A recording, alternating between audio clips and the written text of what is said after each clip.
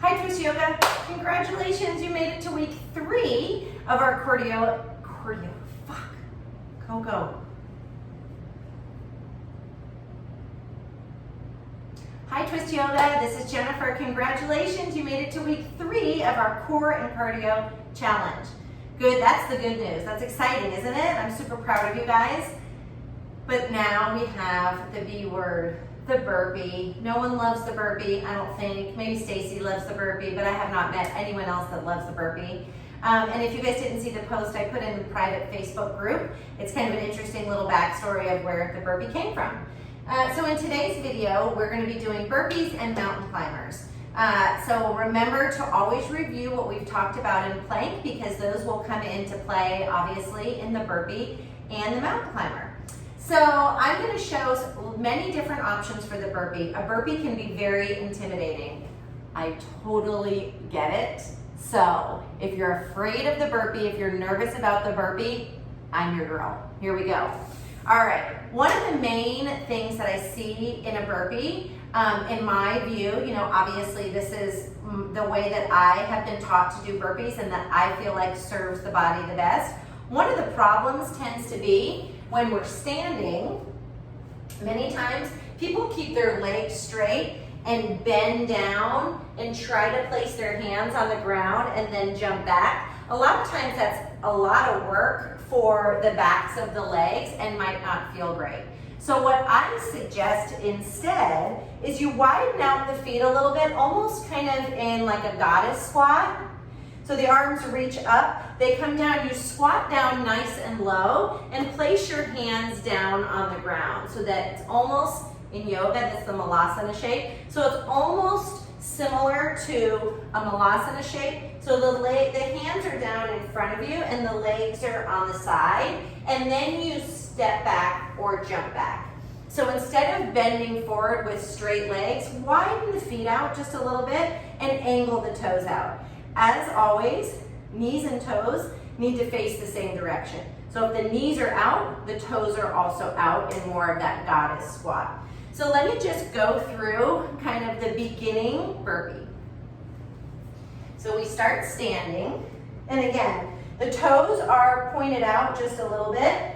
Reach the arms up, bend the knees, put the hands down right underneath the shoulders, step the left back, step the right back, now we're at that high plank. Always have the option to find a little push-up, shoulders right over the wrist, just like week 2 in our push-ups. Step one foot, step the other foot, the booty is down, and stand up.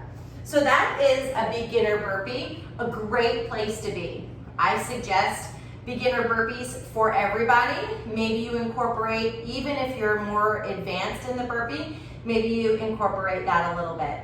Then if you want to take it up a little bit of a notch there, the arms reach up, we come down, the same shape. You might step back, you might find the push-up. Remember, the push-up is always optional. We want to make sure the booty's not sticking up or sagging down. And then maybe you commit to the jump forward. For this one, maybe just the jump forward and the stand up, okay? So stepping through a burpee is level 1. Jumping back maybe is level 2 for you. Maybe you choose instead of, the jumping forward. Maybe you choose to jump back, okay? So it would look the same way. The arms reach up, set the feet down. We're gonna jump back to high plank, down to our push-up. Forward, you could either step forward or hop forward and then step up. Maybe the jumping back or the jumping forward isn't for you either. No problem. Maybe you just want to find a little hop up at the end. So that would look like this.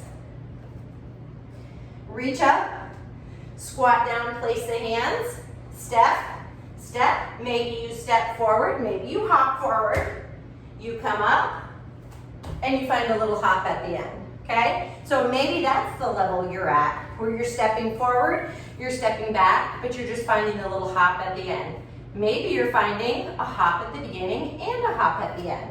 So maybe you start with a hop, place the hands down, step back, push up or no push up, hop forward, hop up, okay? So lots of different options for your burpee. If you're a regular burpee practitioner, you know the traditional burpee. It's the hop up, jump back, push up, jump forward, hop up, okay? Again, it does build cardio. You can hear that I'm a little bit out of breath, but it's more important to move a little bit slower and find the integrity in the burpee instead of just flailing it around. So on Wednesday, I encourage you to give one of those options a try. Maybe you commit to just doing 5 or 10 burpees, and maybe you change them up in each one. Friday, same thing. See how you're feeling after practicing on Tuesday with Stacy and on Thursday with Cynthia. Check in with how you're feeling, because don't forget you have the challenge over the weekend where we're trying to find 25 of these suckers. So maybe try it out. Maybe you just jump back, maybe you just jump forward. Maybe you skip the push-ups altogether. Maybe you hop at the beginning, maybe you hop at the end. Options, options, options for everybody, okay? So that's the burpee. Next, we'd like to move to the mountain climber. So just like a push-up that is a plank in motion, a mountain climber also starts with the base of the plank, okay? And just imagine like what it looks like when you see someone climbing up a mountain. It's very similar to that. And I'm going to give you a couple different options in your mountain climbers. So for mountain climbers, we set them up just like we do a high plank pose. Starting in tabletop, we spread the fingers nice and wide, making sure that we're really pushing in, especially with the pointer and the thumb.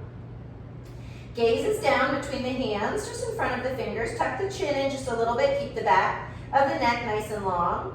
Making sure we're not shrugging our shoulders up into our ears. The shoulder blades are drawing down the back and then squeezing together, really broadening the chest. Lock the belly up and in, step a foot back, squeeze the quad, step the other foot back, squeeze the quad, squeeze the glutes. So traditional mountain climbers, we just draw one knee in and step it back. Draw the other knee in, step it back. So we're not rocking forward and back, okay? And we're not moving through, for the purpose of this challenge, we're not moving through those mountain climbers for cardio. So instead of this kind of action, which tends to, the booty comes up and it starts to get really crazy, I encourage you guys for this challenge particularly to move nice and slow. So it's almost as though you're just marching the knee forward, marching the knee back, okay? Keeping the rest of the body really, really strong. So the only thing that's moving is the knee driving up and the knee driving back. Couple of different variations that you might find in your mountain climbers. Instead of the knee driving straight forward, you might go across the body to the opposite elbow. So you find your high plank and the knee drives to the side, right? So it's going underneath the body to the opposite elbow. Again, we're not swaying our hips, okay? So I'll let you see what it looks like from the top. The knee's just drawing to the side, okay? We're not turning and bending the elbow, which tends to happen. Everything is strong and straight. You drive the knee in, you push the knee back, okay? So that's the knee to opposite elbow. You might also enjoy, in air quotes, the knee to the outside of the elbow. So in that one, we find our same plank pose. The knee comes to the outside of the elbow, okay? Everything stays nice and strong and straight. Same options with the hands. You could find that your hands down in fists. You could hold on to some small hand weights. You can even do this on your forearms. So you don't have as much space to work with, but you could find mountain climbers on your forearms as well. Just have to watch the booty up too high. I'm really short in my arm here, so I don't have that much space to work with, but really making sure that you take care of your hands. The other option is to use a chair, like we did in our other push-ups and our high plank. So you could bring a chair against the wall, find that little incline, maybe the hands go on the front, setting it up nice and strong, draw the knee in, push a knee out. Draw it in, push it out. You could go to knee to opposite elbow, or you can bring the knee to the outside of the arm, okay? So that's the chair option. One other thing, if you want to find mountain climbers with your knees down, you can do that as well. So you would find your plank, the knees are down, okay? I would untuck the toes, draw the knee in, place the knee back. Knee draws in, knee draws back, in and back. So knee down mountain climbers are awesome too. Basically, any of the options that your plank feels really strong in, that's where you want to find your mountain climbers. Got it? So on Wednesday, for the mountain climbers, you may just choose one of the variations. Maybe you'd bring the knees across the body, okay? And then on Friday, same thing. Maybe the knees go to the outside of the body. Maybe you choose to use a chair. Maybe you see how slow you could go. Maybe if you're typically doing 50 mountain climbers, see if you can do just 5 as slowly as you possibly can. I promise a mountain climber drawing in, pause, drawing back, drawing in, pause, drawing back is going to be harder than this type of a cardio mountain climbers. So our goal here is to really slow things down, go through all those check boxes that you find in your high plank. Did it. All right, we have one more week to go after this week. Hope you guys are feeling really, really strong.